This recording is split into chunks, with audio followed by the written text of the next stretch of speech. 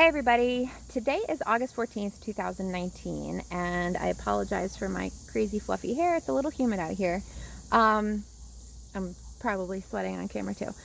I decided to do a quick little video vlog about my garden. So the reason I chose today is because I'm sitting out here.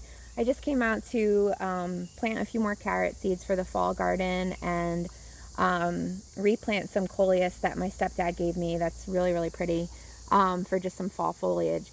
And I'm looking at my garden and it's kind of starting to look like it's on its way out. My summer garden. My tomatoes are looking pretty sickly. Not all of them, but most every plant has some sign of disease, whether it's yellowing leaves or almost like a purplish color to the leaves, which I don't know actually what that is. Or if you've seen on my previous photos and on Instagram, we had tomato hornworms, and they have damaged some of our plants for sure. I can look and see where they have nibbled away at the plant's stems and leaves. So I'm like, you know what? I'm so proud of my garden this year. I really want to capture this moment and remember my first successful vegetable garden. So I decided to videotape it, and I might share it with people.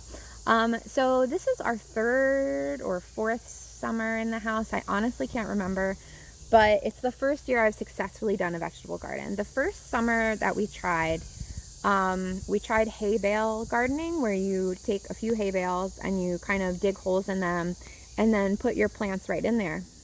But I had no idea what I was doing, and it was either just complete lack of knowledge or I got plants from probably like a big box store, but either way it didn't end well. We had the chickens, so it was probably 2 years ago, because I remember they would hop up on the hay bales and like devour whatever vegetables did come in. So I guess it served a purpose for them, just not for us. I didn't try anything last year, and this year I was really trying. I started doing a lot of research about it, and I started educating myself, and I was determined. And one of the reasons why I really got determined to do a vegetable garden this spring, was because of Outside the Box Market. Say hi, Ted. Hi, Ted. Say hi. I've really, since December of 2018, we've been trying to reduce the amount of plastic we have that we use drastically. And one of the most frustrating things for me was going to the grocery store, buying fresh produce, whether it's fruits or vegetables, and it was all wrapped in plastic. Not all of it, but grapes, cherry tomatoes, so many things wrapped in plastic. And it's like, this is supposed to be healthy food. It's, our kids eat a lot of fruit.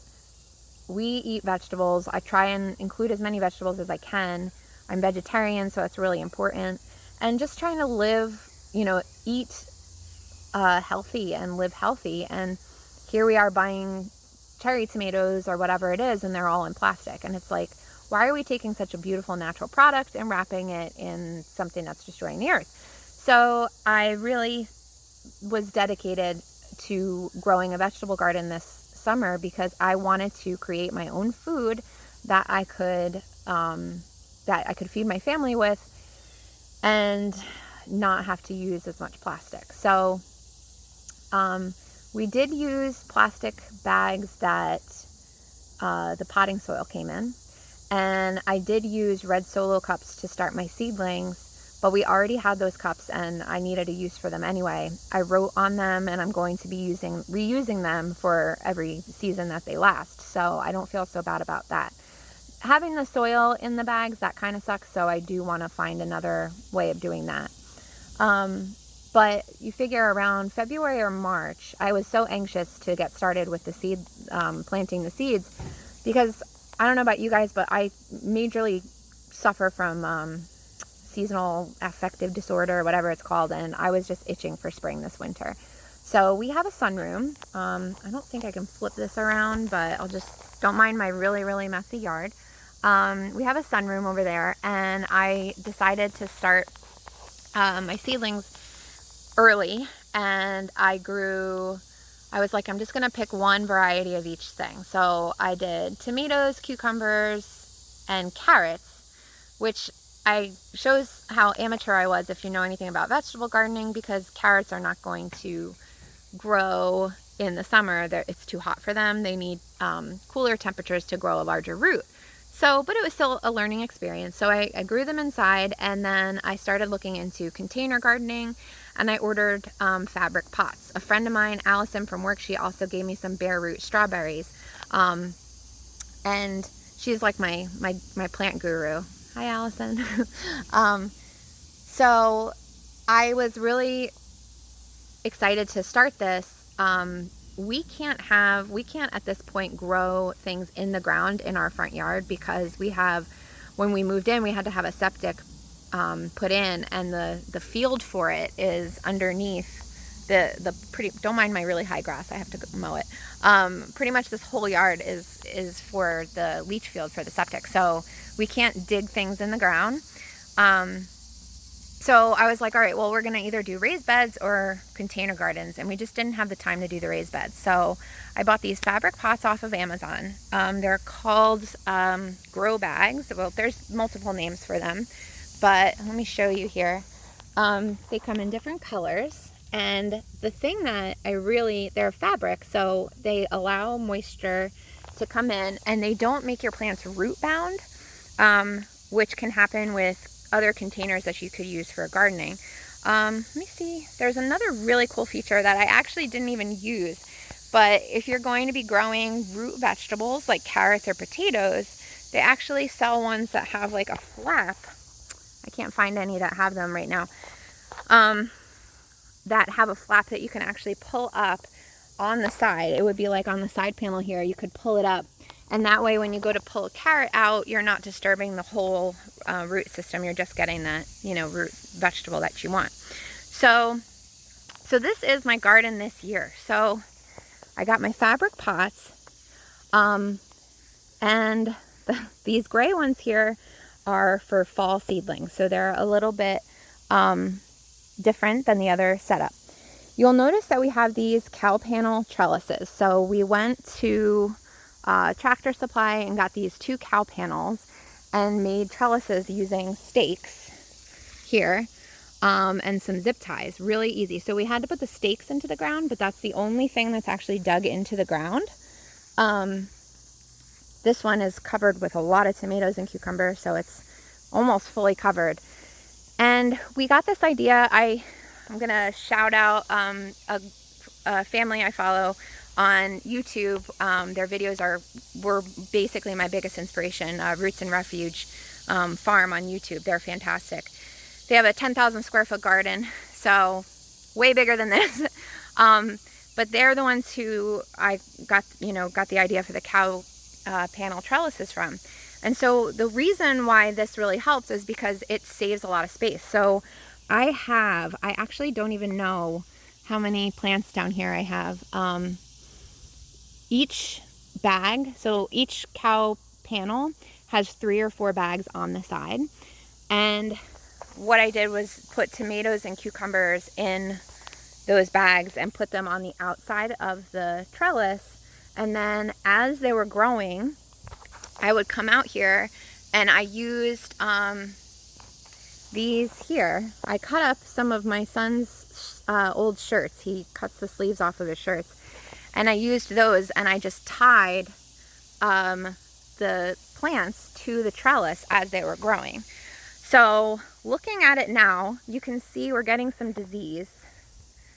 So you see the yellowing here. And I'm getting this weird thing here. I gotta look it up, what this is, because it's like purple almost. I don't know if you can see that in the camera angle, but it's like a purplish color. And we're also getting damage from those pesky caterpillars, those hornworms.